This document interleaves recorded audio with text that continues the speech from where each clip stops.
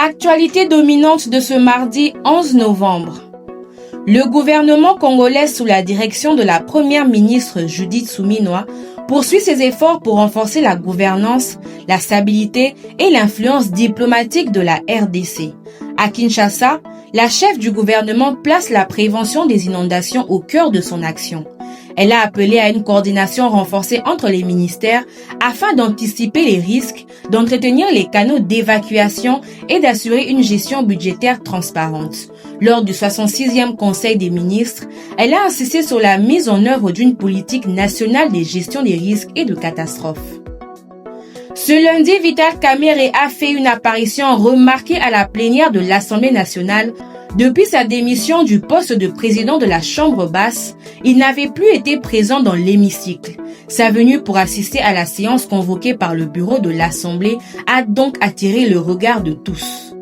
Cette présence a provoqué des réactions partagées parmi les députés. Certains y voient un signe d'apaisement politique, tandis que d'autres y lisent plutôt une manifestation de loyauté envers les institutions.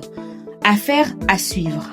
Affaire Assemblée nationale en RDC, seule la candidature de Clotilde Moutita, la candidate d'Ensemble pour la République de Moïse Katumbi, est retenue au poste de rapporteur adjoint.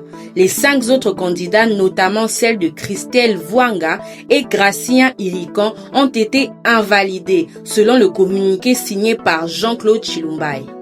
Sur le plan politique, Zanga Mobutu a annoncé être revenu sur sa décision d'officialiser son alliance avec le président Félix Tshisekedi, tout en exprimant un soutien total à la rupture diplomatique entre Kinshasa et Kigali.